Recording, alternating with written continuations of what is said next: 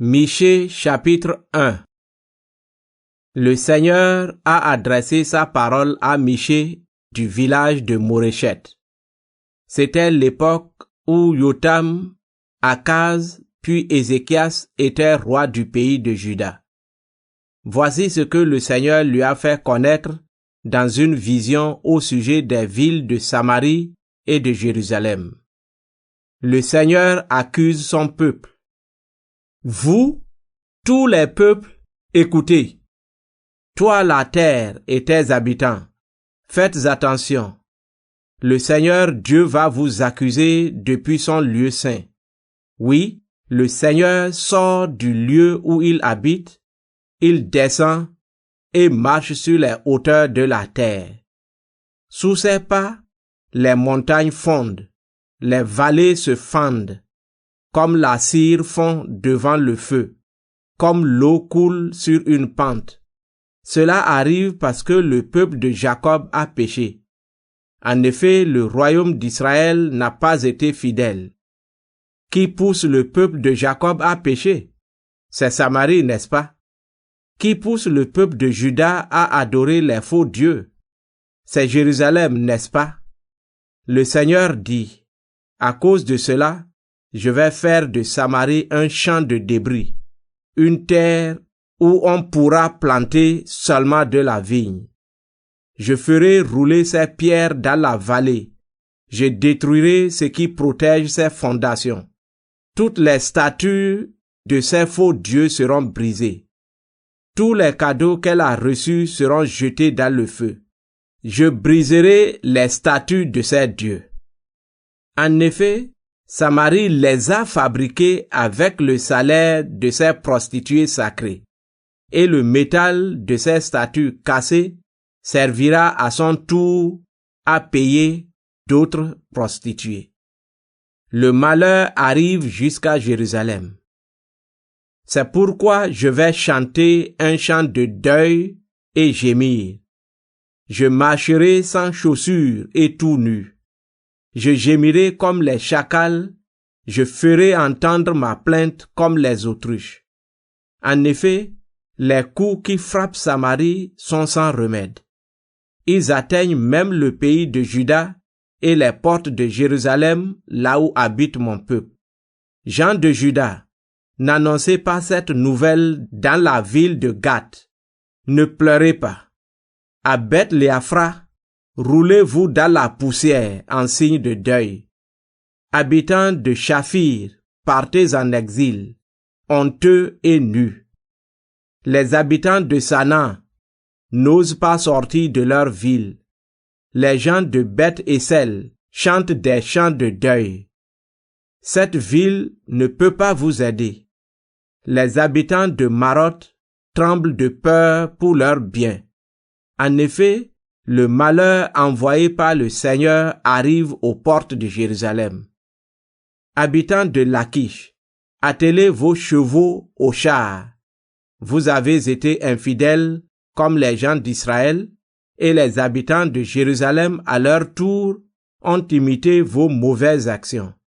C'est pourquoi vous devez vous séparer des habitants de Moréchet, près de Gath, et la ville d'Aksib n'apportera aucun soutien au roi du peuple d'Israël.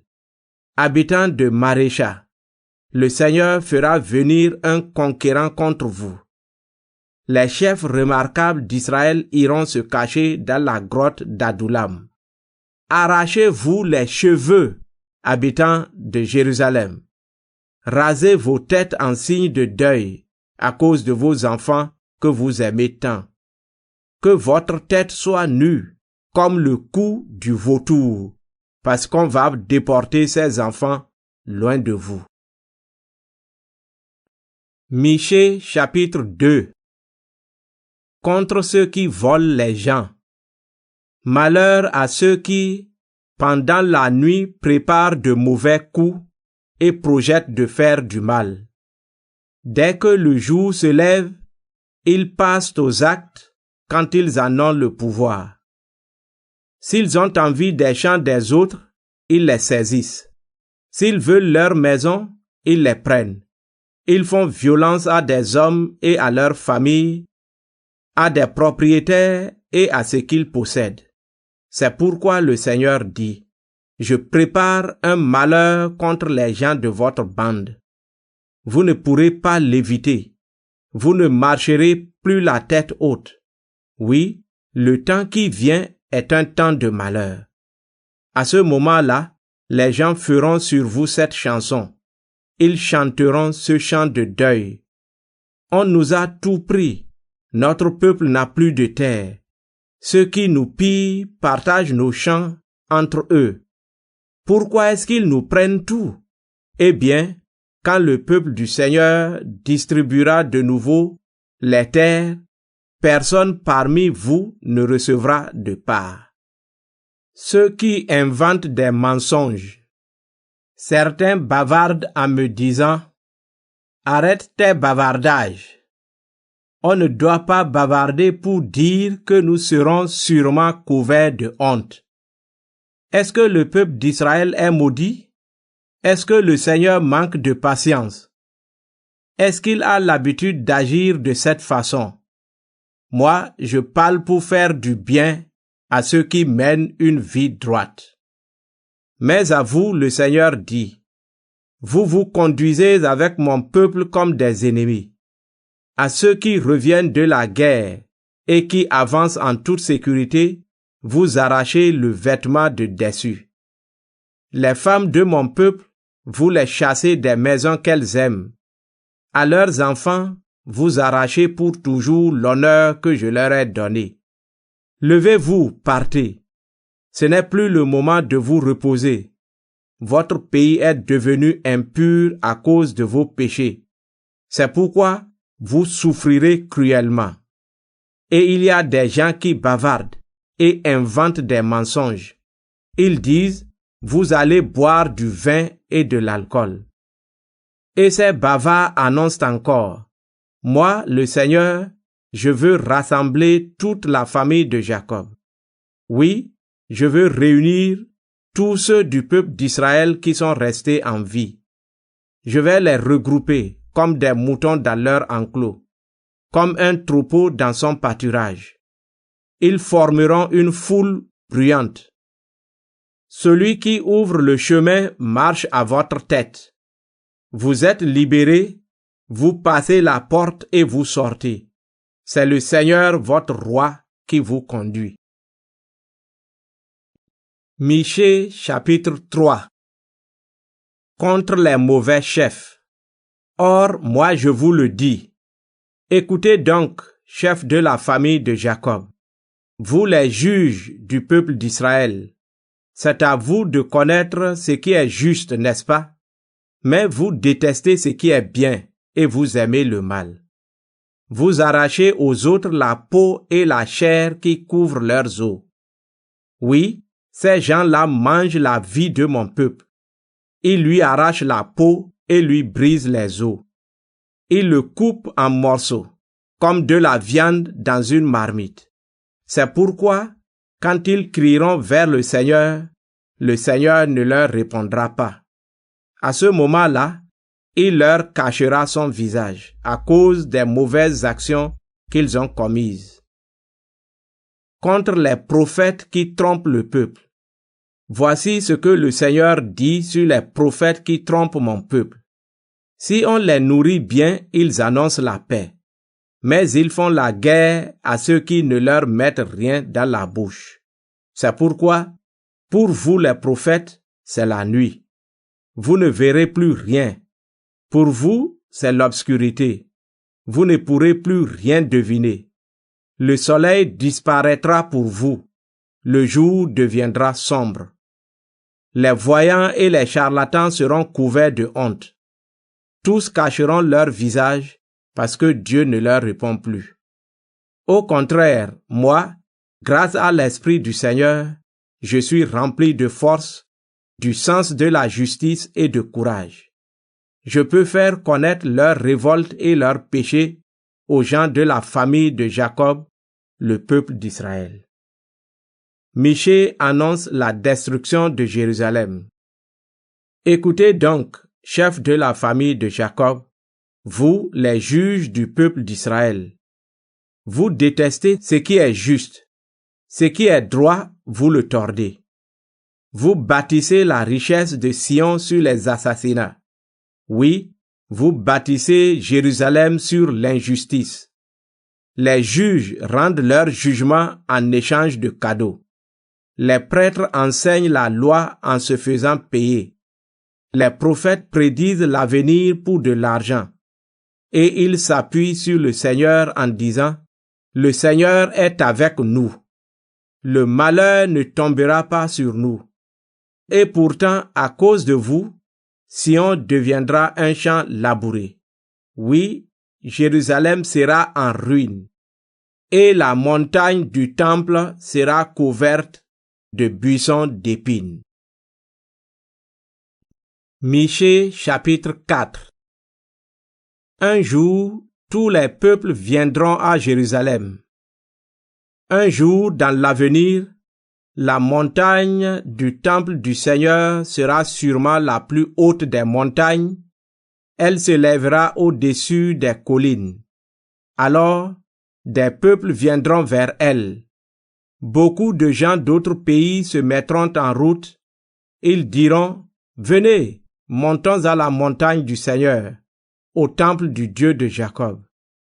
Il nous enseignera ce qu'il veut de nous, et nous suivrons le chemin qu'il nous montre. » En effet, l'enseignement du Seigneur vient de Sion. Oui, sa parole nous arrive de Jérusalem. Il rendra son jugement entre des peuples nombreux. Il sera un arbitre pour des peuples puissants et éloignés. Avec leurs épées, ils fabriqueront des socs de charrues. Avec leurs lances, ils feront des faucilles. Un pays n'attaquera plus un autre pays. Les hommes ne s'entraîneront plus pour la guerre.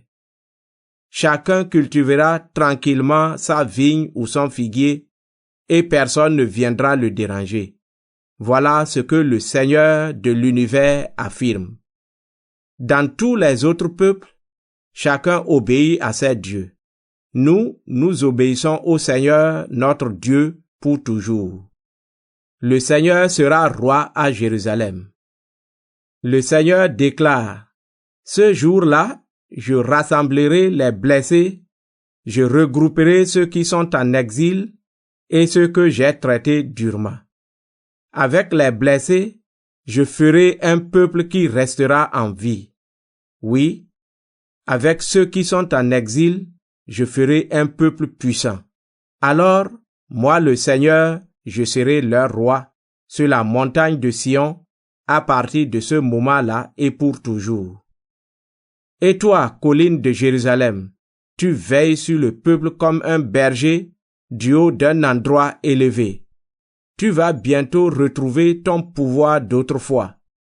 Tu seras de nouveau la capitale du royaume. Les projets du Seigneur pour Jérusalem. Habitants de Jérusalem, maintenant vous poussez des cris. Pourquoi? Vous souffrez comme une femme qui accouche. Pourquoi donc? Est-ce que vous n'avez plus de roi? Est-ce que vos conseillers sont morts? Souffrez et gémissez comme une femme qui accouche. En effet, maintenant vous allez sortir de la ville et camper dans les champs. Vous irez jusqu'à Babylone. Là, vous serez libérés. Là, le Seigneur vous arrachera au pouvoir de vos ennemis. Et maintenant, beaucoup de peuples se sont rassemblés contre vous. Ils disent, enlevons l'honneur de leur ville. Regardons avec plaisir Jérusalem qui est détruite. Ces gens-là ne connaissent pas les projets du Seigneur. Ils n'ont pas compris ses intentions. Lui, il veut les rassembler comme les gerbes de blé sur la place où on bat le grain. Le Seigneur dit, « Debout, battez le blé, habitants de Jérusalem. Je vous rendrai aussi fort qu'un bœuf aux cornes de fer et aux sabots de bronze. Vous écraserez beaucoup de peuples. Les richesses que vous leur prendrez, vous me les réserverez à moi, le Seigneur, le Maître de toute la terre. » Maintenant, faites-vous des incisions en signe de deuil, habitants de Jérusalem. Vous qui rassemblez vos soldats, vos ennemis vous entourent pour vous attaquer, et à coups de bâton, ils frappent au visage le chef du peuple d'Israël. Michée chapitre 5. Le chef promis viendra de Bethléem. Le Seigneur dit: Et toi, Bethléem Ephrata, tu es un petit village parmi ceux des clans de Juda. Pourtant, celui qui doit gouverner Israël, je le ferai sortir de chez toi. Il appartient à une famille très ancienne. Le Seigneur va abandonner son peuple pendant un certain temps. Ensuite, le jour viendra où la femme qui doit accoucher aura un fils. Ceux qui seront encore en vie après l'exil viendront rejoindre les autres Israélites. Et lui, le chef annoncé, il se lèvera et il sera leur berger par la puissance du Seigneur, par la présence glorieuse du Seigneur son Dieu. Les gens de son peuple vivront en sécurité. En effet, sa puissance s'étendra jusqu'au bout du monde. C'est lui qui donnera la paix. Si les Assyriens entrent dans notre pays et s'ils pénètrent dans nos palais, nous enverrons contre eux des chefs très nombreux. Avec leurs armes, ils conquerront l'Assyrie, le pays de Nemrod, et ils le domineront. Le chef promis nous délivrera des Assyriens, s'ils passent nos frontières et s'ils entrent dans notre pays. Les Israélites restés en vie montreront leur force. Les Israélites qui sont restés en vie, au milieu de peuples nombreux, seront comme les gouttes de rosée que le Seigneur envoie, comme les gouttes de pluie sur l'herbe. Ils ne comptent pas sur les êtres humains. Ils n'attendent rien d'eux. Les Israélites qui sont restés en vie dans les autres pays, au milieu de peuples nombreux, seront forts comme un lion, parmi les animaux de la forêt, comme un jeune lion dans un troupeau de moutons. Partout où il passe, il saisit et déchire des bêtes, et personne ne peut les délivrer. Peuple d'Israël, attaque tes ennemis, fais disparaître tous tes adversaires. Le Seigneur supprimera les fausses sécurités. Le Seigneur déclare: Voici ce qui arrivera ce jour-là. Je supprimerai vos chevaux et je supprimerai vos chars. Je détruirai les villes de votre pays, je démolirai tous vos murs de défense. Je supprimerai vos pratiques magiques. Chez vous, plus personne ne lira dans le ciel. Je supprimerai vos faux dieux et vos pierres dressées. Vous n'adorerez plus les objets que vous avez fabriqués vous-même. J'arracherai vos poteaux sacrés et je détruirai vos villes. Puis, dans une grande colère, je me vengerai des autres peuples qui ne m'ont pas obéi. Michée chapitre 6. Le Seigneur accuse son peuple. Écoutez ce que le Seigneur me dit. Va faire un procès pour me défendre. Présente mon point de vue devant les montagnes et devant les collines. Montagnes, et vous, les fondations solides de la terre, écoutez le Seigneur, qui est en procès avec son peuple. Oui, le Seigneur est en procès avec son peuple. Il demande des comptes à Israël. Il lui dit: Mon peuple, qu'est-ce que je t'ai fait? En quoi est-ce que je t'ai fatigué? Réponds-moi. Je t'ai fait sortir d'Égypte. Je t'ai délivré de l'esclavage. Je t'ai donné comme chef Moïse, Aaron et Myriam leur sœur. Est-ce que tu me reproches cela? Mon peuple, souviens-toi. Balak, le roi de Moab, voulait te faire du mal. Souviens-toi de ce que Balaam, le fils de Béor, lui a répondu. Ensuite, tu es passé du Chittim jusqu'au Gilgal. Tu as pu voir les actions extraordinaires que moi, le Seigneur, j'ai faites pour toi. Ce que le Seigneur attend de son peuple. Qu'est-ce que je dois offrir quand je me mets à genoux devant le Seigneur, le Dieu très haut? Est-ce que je dois lui offrir des jeunes taureaux et les brûler entièrement en sacrifice? Est-ce que le Seigneur veut des milliers de béliers, des milliers et des milliers de torrents d'huile? Est-ce que je dois offrir mon fils aîné pour qu'il pardonne mes fautes et mes infidélités? Le Seigneur te fait savoir ce qui est bien. Voici ce qu'il demande à tout être humain. Faire ce qui est juste, aimer agir avec bonté et vivre avec son Dieu dans la simplicité. Contre les gens malhonnêtes. Le Seigneur parle aux habitants de la ville. Il sauvera ceux qui le respectent. Écoutez, gens de la tribu de Juda, vous tous qui êtes réunis dans la ville. Dans la maison des gens mauvais, on trouve toujours des biens obtenus de façon malhonnête et ils se servent de mesures fausses. C'est une chose horrible. Est-ce que je peux supporter cela? Certains se servent de balances fausses et ils mettent dans leur sac des poids faussés. Est-ce que je vais juger qu'ils sont innocents? Les riches de cette ville profitent des pauvres. Ses habitants sont des menteurs. Ils ouvrent la bouche pour tromper. C'est pourquoi j'ai commencé à vous donner des coups, à vous détruire à cause de vos péchés. Vous mangerez, mais vous aurez encore faim. Vous connaîtrez la famine. Vous mettrez de la nourriture en réserve, mais elle ne se conservera pas. Et si vous conservez quelque chose, je le détruirai par la guerre. Vous sèmerez, mais vous ne pourrez pas récolter. Vous écraserez des olives, mais vous n'utiliserez pas l'huile. Vous écraserez du raisin, mais vous ne boirez pas de vin. Vous imitez la mauvaise conduite du roi Omri, de son fils Akab et de sa famille. Vous suivez leur façon de faire. Alors je vais détruire votre ville, et ainsi les autres se moqueront de vous qui l'habitez. Vous serez couverts de la honte qui couvre mon peuple.